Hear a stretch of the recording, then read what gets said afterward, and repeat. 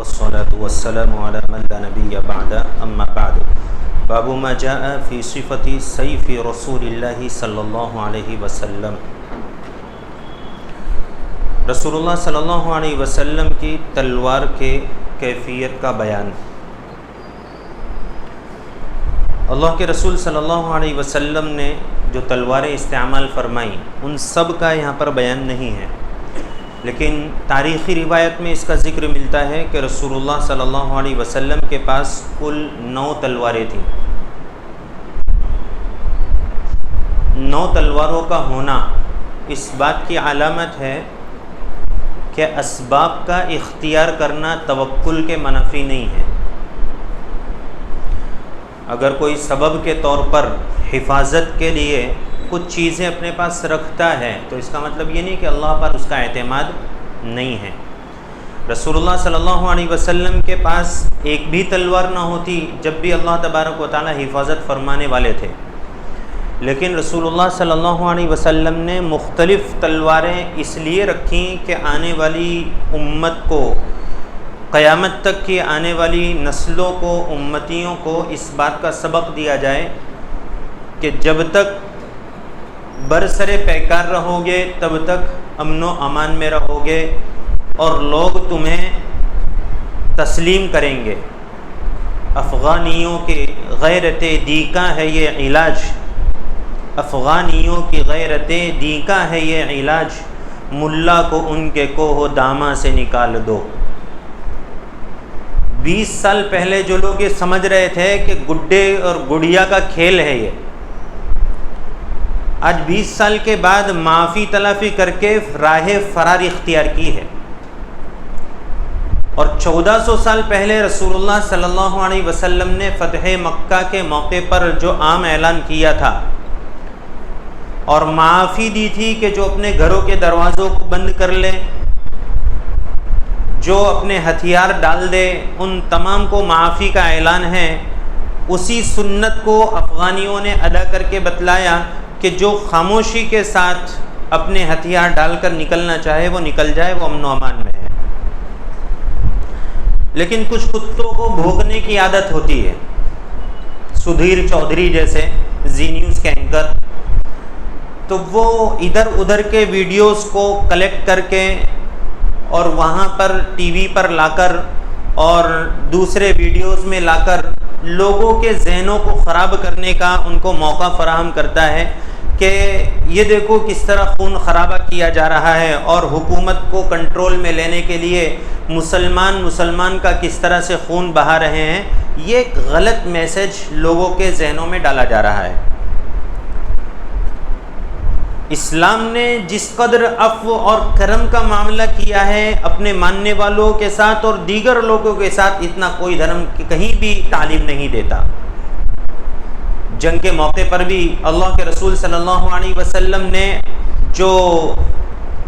افواج بھیجی ہیں اور جو لشکر بھیجے ہیں ان کو تاکید کی ہے کہ عورتوں پر، بچوں پر، بوڑھوں پر ہرگز بھی تلوار نہ اٹھائی جائے۔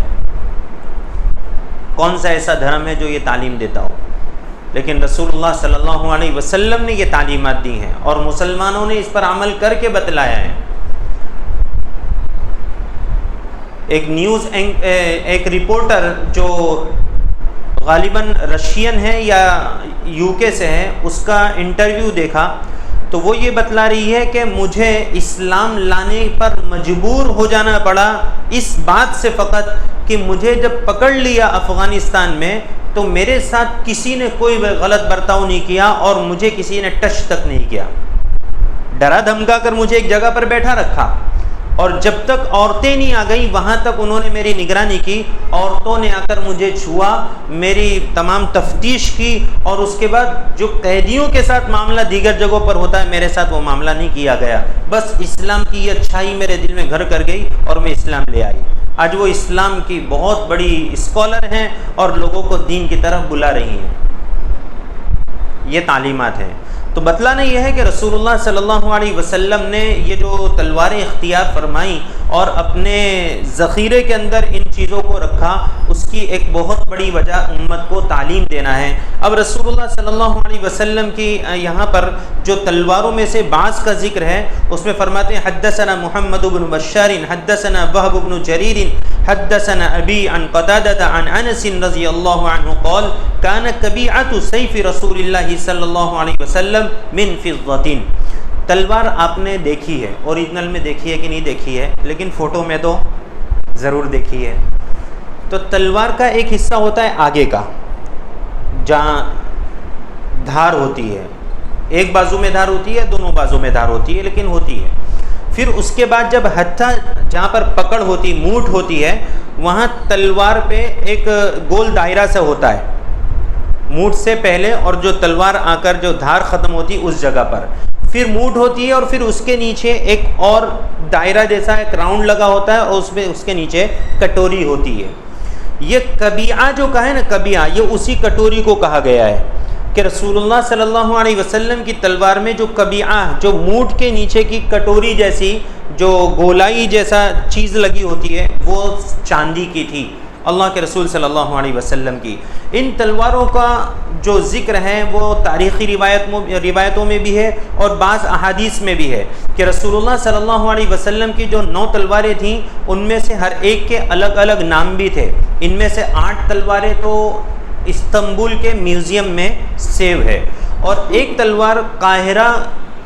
مصر کے اندر ایک مسجد کے اندر محفوظ کی گئی ہے، اور وہاں پر اس کو رکھا گیا ہے۔ رسول اللہ صلی اللہ علیہ وسلم کی ایک تلوار کا نام ہے عضب، عین ضاد با، العضب۔ یہ رسول اللہ صلی اللہ علیہ وسلم کو حضرت سعد ابن عبادہ، جو خزرج، مدینہ میں جو انصار کے 2 قبیلے تھے، اوس اور خزرج، تو خزرج کے یہ سردار ہیں حضرت سعد ابن عبادہ، اور انہوں نے رسول اللہ صلی اللہ علیہ وسلم کو یہ ہدیے کے طور پر عطا فرمایا تھا۔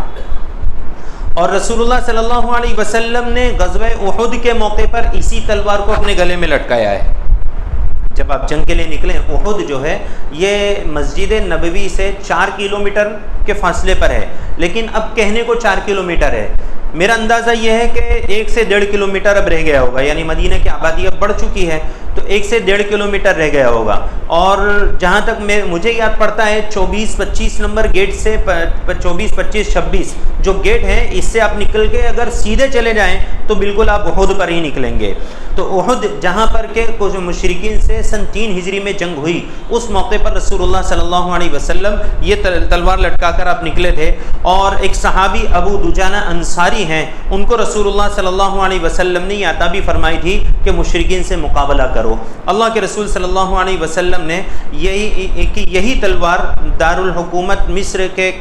جو قاہرہ ہے، وہاں پر ایک مسجد کے اندر اس کو محفوظ کیا گیا، حسین ابن علی نام کی مسجد کے اندر۔ اور پھر دوسری جو تلوار رسول اللہ صلی اللہ علیہ وسلم کی، اس کا نام ہے الرسوب، سین سے الرسوب۔ یہ تلوار رسول اللہ صلی اللہ علیہ وسلم میں پشتینی چلی آ رہی تھی، یعنی باپ دادوں سے جو منتقل ہوتی چلی آتی ہے، بعض مرتبہ اس کو کہتے ہیں ہمارے خاندان کی نشانی ہے، تو یہ نشانی کے طور پر تھی، اور اس کی جو لمبائی بیان کی ہے 140 سینٹی میٹر، 140 یعنی 100 سینٹی میٹر کا میٹر ہوتا ہے، 140 سینٹی میٹر اس کی لمبائی بیان کی گئی ہے، اور یہ استنبول کے میوزیم کے اندر آج بھی موجود ہے۔ پھر اس کے بعد ایک اور تلوار کا ذکر ملتا ہے رسول اللہ صلی اللہ علیہ وسلم کی، جس کو کہا گیا ہے مخزم، اور بعض کا مخدم، یعنی دال یا دال کا فرق سکھ کے ساتھ بیان کیا ہے۔ یہ جو مخدم تلوار ہے رسول اللہ صلی اللہ علیہ وسلم کی، اس کے سلسلے میں 2 مختلف رائیں بیان کی جاتی ہیں۔ ایک تو یہ کہ رسول اللہ صلی اللہ علیہ وسلم کو یہ تلوار حضرت جو علی رضی اللہ عنہ انہوں نے عطا فرمائی، یعنی بطور ہدیے کے پیش فرمائی، اور بعد میں علی بن ابی طالب کی اولاد میں یہ تلوار محفوظ رہی۔ اور بعض نے یہ کہا ہے کہ شام میں ایک جنگ کے دوران مال غنیمت میں رسول اللہ صلی اللہ علیہ وسلم کے پاس یہ پہنچی ہے، یعنی بطور مال غنیمت میں سے آپ نے اپنے لیے اس کو اختیار فرمایا۔ اس کی جو لمبائی ہے وہ 97 سینٹی میٹر بیان کی جاتی ہے، یعنی 1 میٹر سے تھوڑی کم۔ یہ بھی وہیں استنبول کے اندر محفوظ کی گئی ہے۔ ایک رسول اللہ صلی اللہ علیہ وسلم کی تلوار کا نام ہے قلعی۔ رسول اللہ صلی اللہ علیہ وسلم یعنی اس تلوار کی جو لمبائی بیان کی جاتی ہے وہ 100 سینٹی میٹر بیان کی جاتی ہے، یعنی 1 میٹر، اور یہ بھی استنبول ہی میں محفوظ ہے۔ اللہ کے رسول صلی اللہ علیہ وسلم کی اس تلوار کے اوپر کچھ عبارتیں بھی لکھی ہوئی ہیں اور کچھ اور بھی کلمات لکھے ہوئے ہیں، اور اس تلوار کے سلسلے میں یہ ہے کہ وہ قبیلہ جرہم جو حضرت ہاجرہ رضی اللہ عنہا جب اپنے بیٹے اسماعیل کو لے کر وہاں رہ رہی تھیں اور جبریل امین نے آ کر اپنے پر سے وہاں پر کنواں بنا دیا تھا اور زمزم کا پانی نکلا تھا، تو وہاں پر اس قبیلہ جرہم نے کچھ چیزیں قیمتی وہاں دفن کی تھی۔ بعض نے کہا کنویں میں ڈالی تھی بطور منت کے یا بطور عقیدت کے، اور بعض نے کہا وہاں قریب میں دفن کیا تھا، جس کو دادا عبد المطلب نے پھر اپنے جب متولی بنے تھے تو وہاں کھودائی کے زمانے میں اس کو نکالا تھا۔ یہ وہ تلوار تھی رسول اللہ صلی اللہ علیہ وسلم کی، اور اسی پر وہ عبارت دادا عبد المطلب نے کندہ کرائی تھی عربی کے اندر کہ جب تک یہ تلوار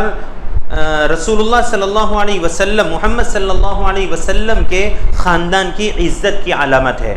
یہ تلوار رسول اللہ صلی اللہ علیہ وسلم کے پاس موجود تھی۔ پھر ایک تلوار کا نام ہے الماثور، رسول اللہ صلی اللہ علیہ وسلم کی اس تلوار کو بعض مرتبہ بعض مورخین نے الفجر کے نام سے بھی رکھا ہے، یعنی الماثور یا الفجر دونوں ایک ہی تلوار کے نام ہوں گے۔ رسول اللہ صلی اللہ علیہ وسلم نے ہجرت کے موقع پر جو تلوار رکھی تھی وہ یہی الماثور تلوار تھی، اور یہ تلوار آپ کو اپنے والد صاحب حضرت عبداللہ کے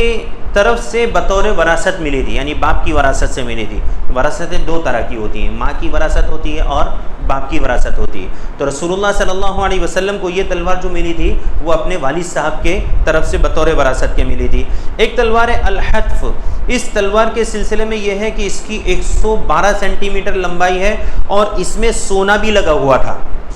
لیکن سونے کے سلسلے میں ابھی روایت کے اندر 4 ہی روایتیں ہیں، جس میں سے ایک تو میں نے پڑھ لی ہے، صرف 3 روایت رہ جاتی ہیں۔ میں ان تلواروں کا ذکر کر کے تینوں روایت کا ترجمہ کروں گا تو آپ کو ساری باتیں سمجھ میں آ جائیں گی۔ اس تلوار میں بعض نے یہ کہا ہے کہ اس میں سونا جڑا ہوا تھا، اور یہ تلوار بنو قینوقاع جو یہودیوں کا قبیلہ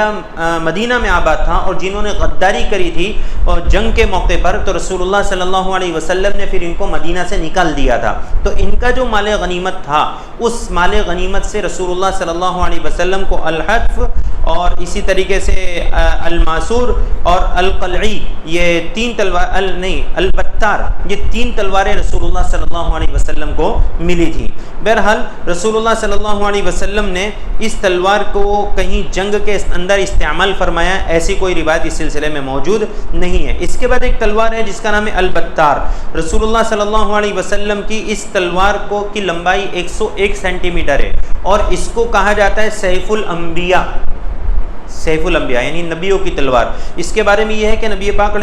یہ تلوار نبی پاک علیہ السلام کے پاس یہی قبیلہ بنو قینوقاع سے پہنچی تھی، اور یہ داؤد علیہ السلام کے ہاتھوں کی بنائی ہوئی ہے۔ حضرت داؤد علیہ السلام زیرہ ساز تھے، لوہے کو اللہ تبارک و تعالیٰ نے ان کے لیے موم بنا دیا تھا، لوہے کو جیسے چاہتے تھے ویسے موڑ لیتے تھے ہاتھوں سے، تو زیرہ سازی کا کام کرتے تھے۔ انہوں نے تلوار بنائی تھی، وہ تلوار حضرت سلیمان علیہ السلام ان کے بیٹے کے پاس، پھر انبیاء بنی اسرائیل سے ہوتے ہواتے یہ تلوار رسول اللہ صلی اللہ علیہ وسلم کے پاس مال غنیمت میں بنو قینوقاع سے پہنچی تھی۔ یہ سب تلواریں جس کا ذکر چل رہا ہے، پہلی تلوار کے علاوہ یہ سب کے سب آج بھی میوزیم میں موجود ہے جو ترکی کے اندر، استنبول کے اندر۔ پھر ایک تلوار ہے ذوالفقار، رسول اللہ صلی اللہ علیہ وسلم کی اس تلوار کو ذوالفقار، اصل میں ذوالفقار کہا جاتا ہے کنگوروں کو، جس کو آپ آری کے اندر دیکھتے ہیں نا، آری جس سے کاٹا جاتا ہے، اس میں جو کنگورے ہوتے ہیں، اس کو کہا جاتا ہے عربی میں ذوالفقار۔ یہ تلوار کے اندر کچھ ایسے کنگورے بنے ہوتے ہیں کہ جس کی وجہ سے اگر کسی کو مار کر اس کو نکال لیا جائے تو اندر کے آتڑے پورے کھینچ لاتا ہے،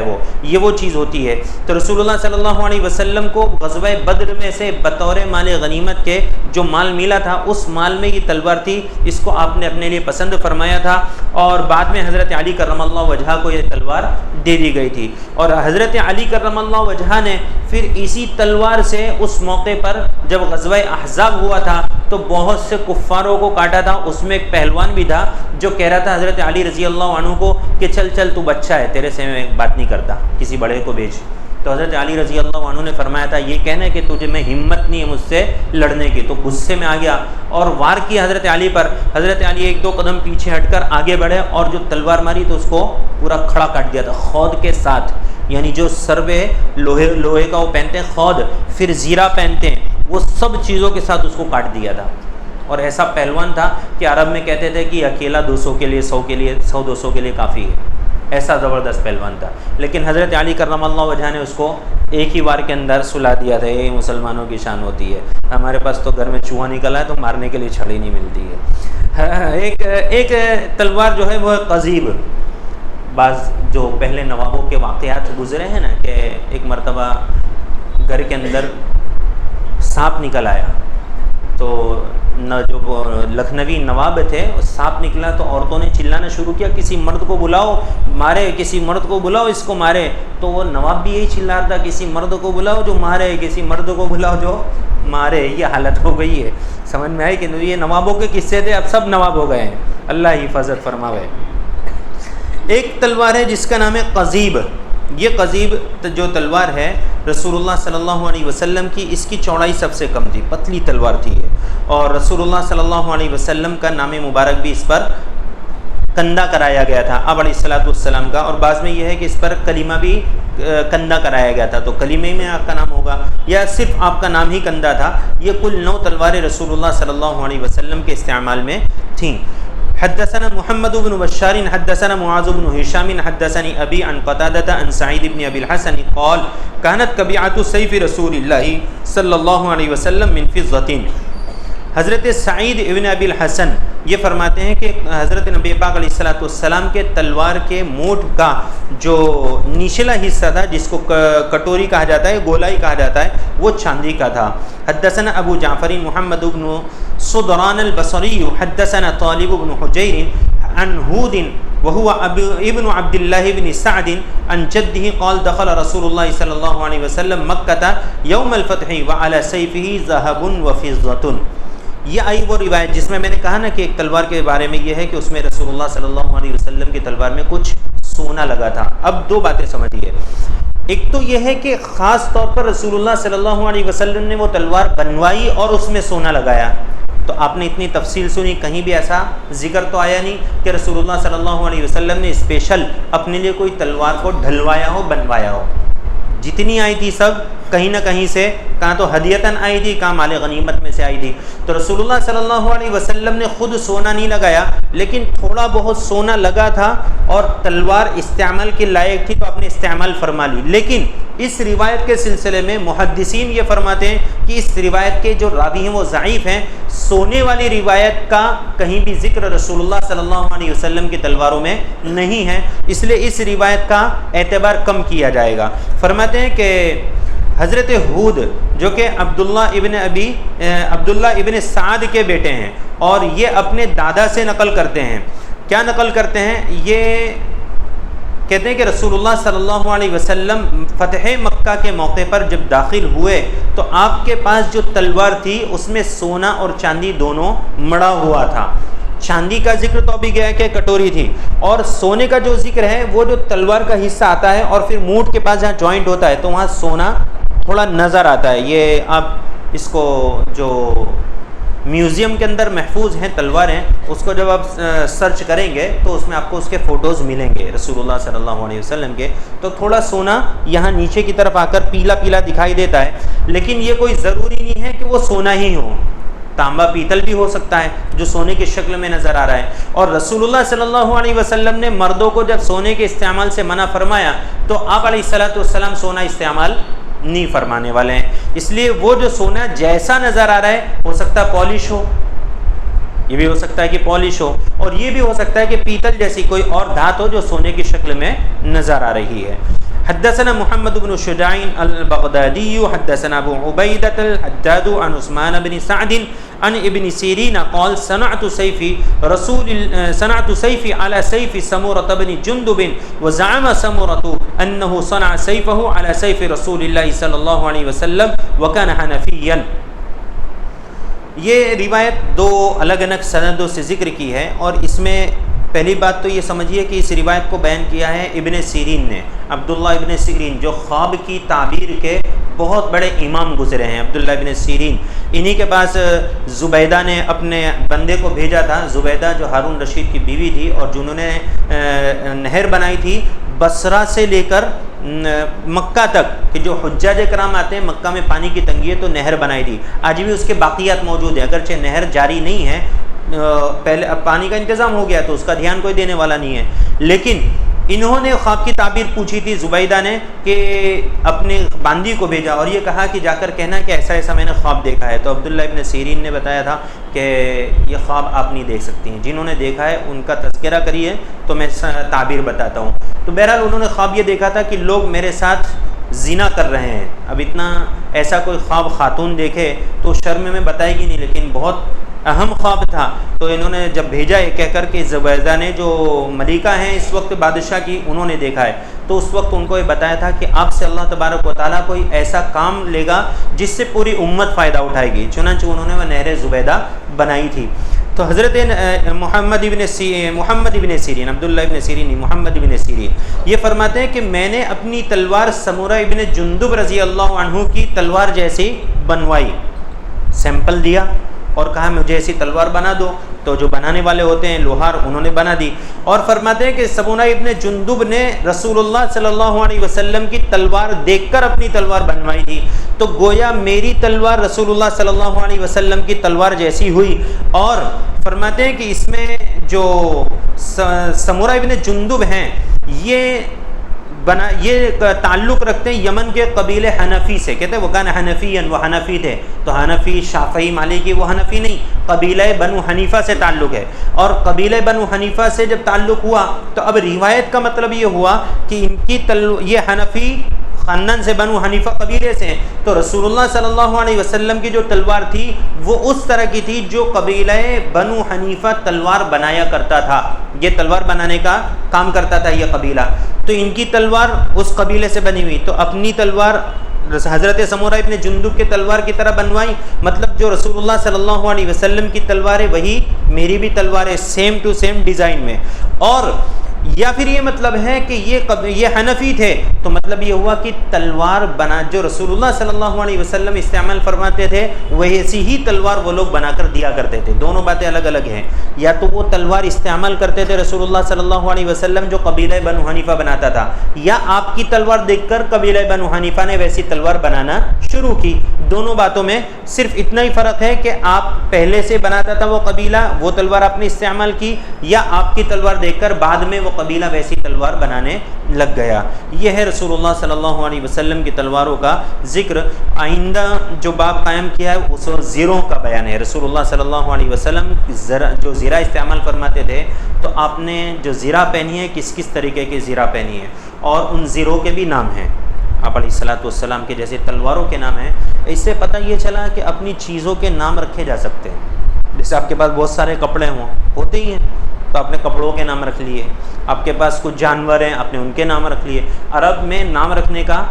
بہت زیادہ رواج ہے، چیزوں کے نام رکھنے کا، تو رسول اللہ صلی اللہ علیہ وسلم ایسے ہی آپ کے پاس جوتے زیادہ ہیں، آپ کے پاس گھڑیاں زیادہ، بھی گھڑی کا بہت کریز ہے، تو ایک سے پیٹ نہیں بھرتا دوسری اچھی لگنے لگتی ہے، جہاں دیکھی بھلی صورت مچھل بیٹھے کہ یہ لیں گے، بس ایسے ہی کام ہے گھڑیوں کا، روز نئی آتی ہیں اور نئی گھڑیاں آتی رہتی ہیں، تو گھڑیوں کے بھی نام رکھ سکتے ہیں، کبھی کلر کے اوپر رکھ سکتے ہیں، کبھی کمپنی کے اوپر رکھ سکتے ہیں، اور کبھی ڈیزائن کے اوپر رکھ سکتے ہیں۔ یہ چیزوں کے نام رکھنے کے لیے کچھ مناسبتیں ہوتی ہیں، جیسے کہ ان کے یہاں کے بکرے کا نام بھی بڑا عجیب اس کا بھی مسئلہ ہے، چھوٹے بچے نے ایک لفظ بولا، دادا کو پسند آ گیا، دادا نے وہ نام رکھ دیا، پتہ چلا وہ تو بھائی کا تکیہ کلام ہے، سب چیزوں کو وہی طریقے سے پکارتے ہیں۔ بہرحال تو چیزوں کے نام رکھنے کا رواج یہ عرب سے چلا آ رہا ہے، رسول اللہ صلی اللہ علیہ وسلم کے زمانے سے چلا آ رہا ہے، رکھنے میں کوئی حرج نہیں ہے۔